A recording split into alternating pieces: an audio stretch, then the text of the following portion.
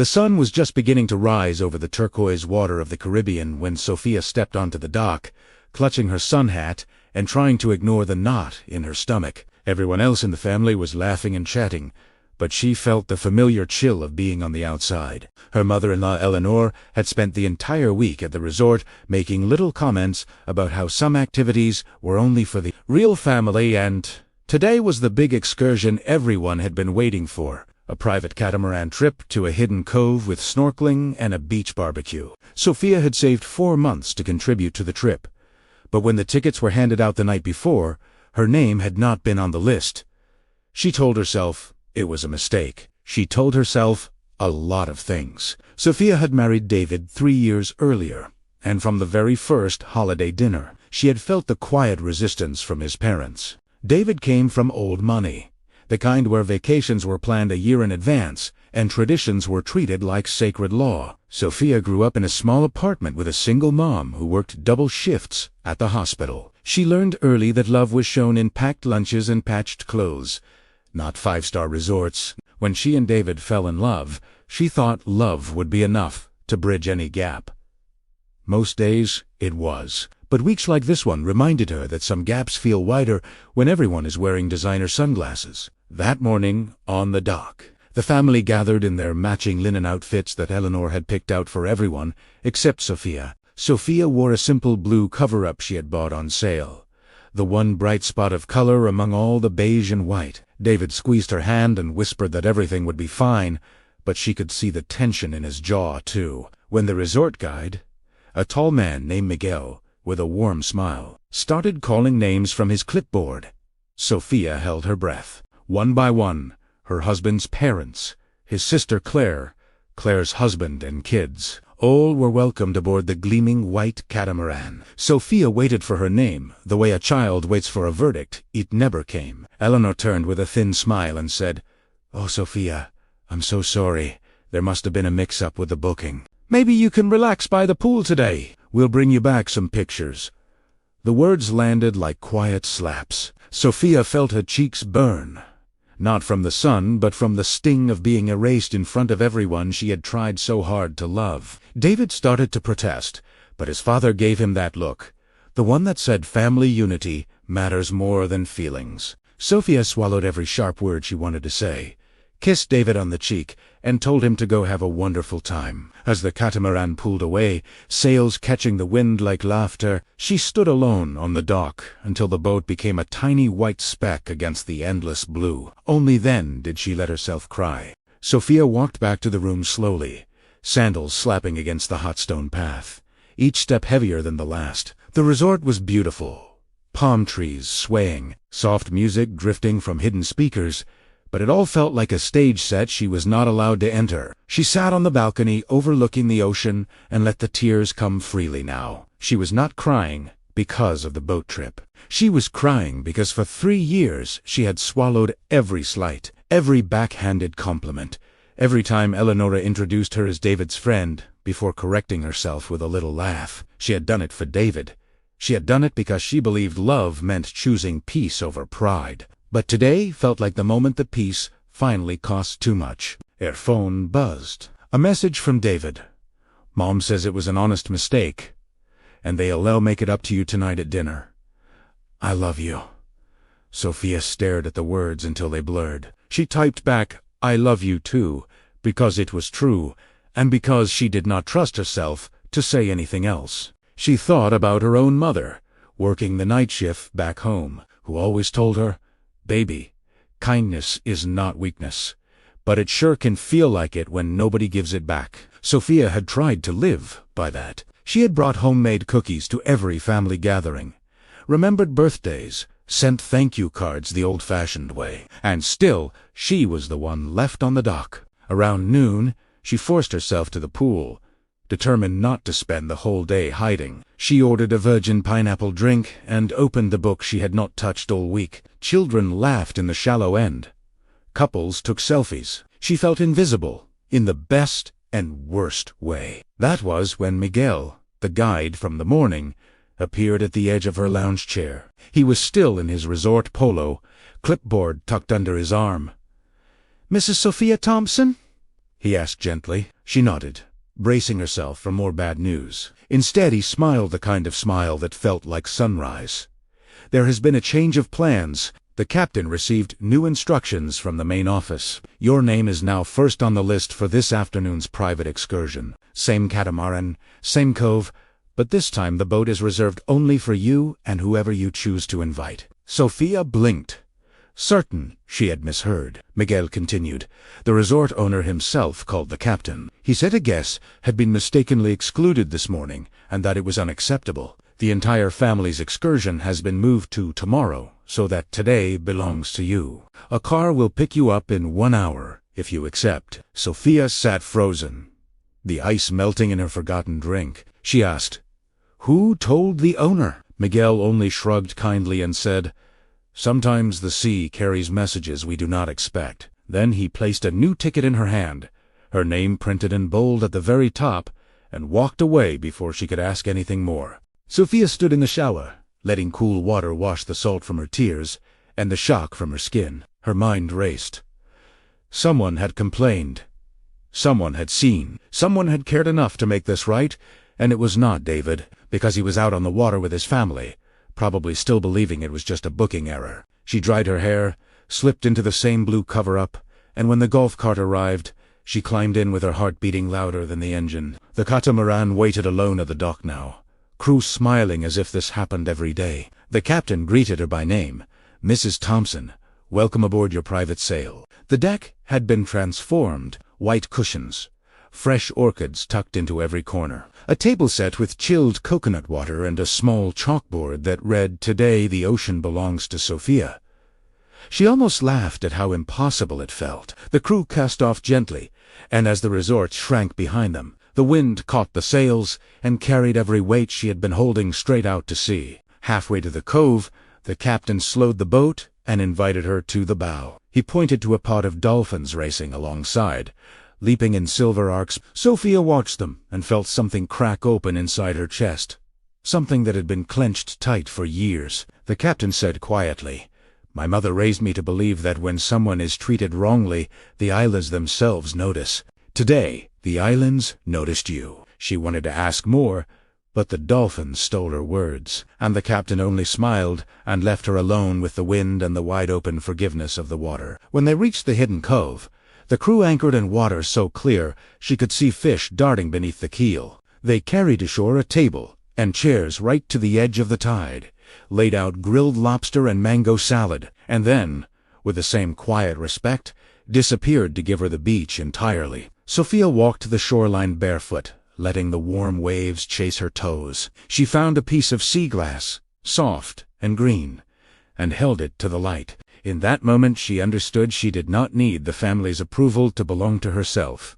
She had always belonged. The ocean had simply reminded her. Then she heard the soft crunch of footsteps behind her. She turned, expecting one of the crew. Instead, there stood Miguel holding a small envelope.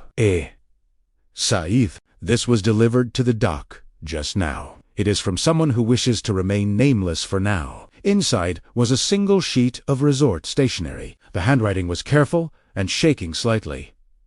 "Sophia, I watched from the beach this morning when they left you behind. I am 82 years old and have seen too many people diminish others to feel important. Your face stayed with me all day. I called my friend who owns this resort and told him a good woman was treated badly on his watch. I asked him to give you the most beautiful day he could. You deserve to be chosen first, so today you were. Be kind to yourself always, a stranger who believes in you." Sophia read it twice, then pressed the letter to her heart, as tears fell freely again. Only this time they tasted like gratitude instead of hurt. The sun was sliding toward the horizon, painting the sky in soft rose and gold when the catamaran turned back toward the resort. Sophia stood at the rail with the letter folded safely in her pocket and the piece of sea glass warm in her hand. She no longer felt like the outsider trying to earn a seat at someone else's table. She felt like a woman who had been seen, truly seen, by a complete stranger, and that seeing had healed something she did not know was broken. As the boat glided into the dock, she saw the entire family waiting. They looked smaller than they had that morning. Eleanor stood at the front, arms crossed, but her usual sharp expression had softened into something uncertain.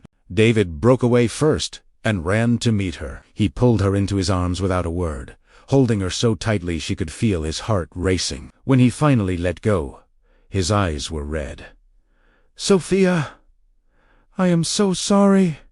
We turned the boat around an hour out." Mom finally told us the truth, that she had deliberately left your name off the list. Dad and Claire were furious. We spent the whole trip arguing instead of snorkeling. "I should have fought harder this morning.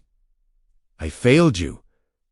Sophia looked past him to Eleanor. The older woman's lips trembled. She took one step forward, then another, until she stood close enough for Sophia to smell her expensive perfume mixed with salt water and regret. "Eleanor said," voice cracking, "I was wrong. I convinced myself I was protecting some idea of family that never actually needed protecting. You have been nothing but loving to all of us, and I repaid that with cruelty because I was afraid of change.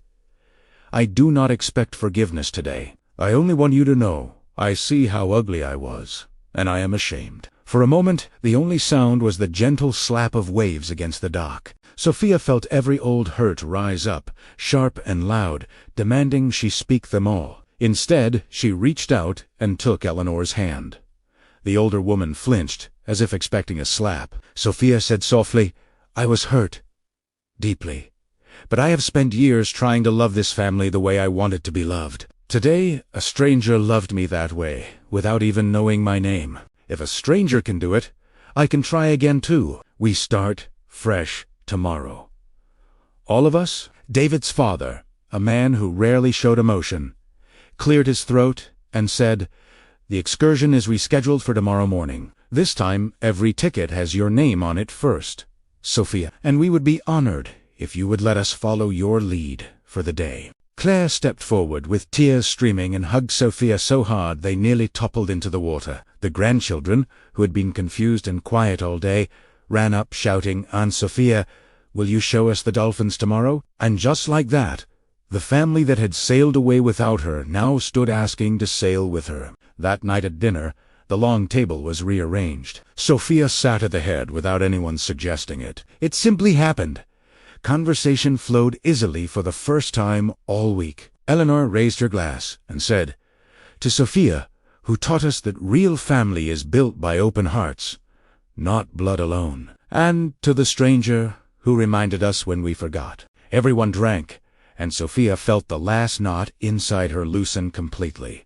Later that evening, after the plates were cleared and the children had fallen asleep in their suites, Sophia slipped away to the beach alone. The moon hung low and full, turning the waves into liquid silver. She walked to the water's edge and took the letter from her pocket one more time. She read it again under the moonlight, then folded it gently and tucked it back beside the smooth green sea glass. She did not need to know the stranger's name. Some gifts are pure when they stay anonymous, like grace itself. David found her there a few minutes later. He did not speak at first. He simply sat beside her in the sand and rested his head on her shoulder the way he used to when they were first dating and the world still felt easy. After a long silence he said, "I keep replaying this morning in my head. The look on your face when the boat left. I will carry that look for the rest of my life, and I will spend the rest of my life making sure you never wear it again." Sophia leaned into him and whispered, "We both learned something today. Love is not just saying yes when it is easy. It is saying no when someone we love is being hurt, even if the person doing the hurting shares our last name." Behind them, soft footsteps approached. Eleanor appeared in a simple cotton robe, barefoot, hair loose around her shoulders, looking smaller and younger than Sophia had ever seen her. She held 2 cups of chamomile tea and offered one to Sophia with both hands, the way someone offers an apology too big for words. They drank together in silence. 3 people who hours earlier had felt like strangers now sharing the same quiet tide. When the cups were empty, Eleanor said, "I called my friend who owns the resort. I asked him to tell me the name of the woman who made today happen for you." He refused. He said she only left one instruction. "Tell the young woman she is already enough." Eleanor's voice broke. I needed to hear that message too. Sophia reached over and covered Eleanor's hand with her own. The older woman turned her palm up and held on as if Sophia's hand was the only solid thing in a shifting world. They stayed like that until the moon climbed higher and the resort lights began to dim one by one.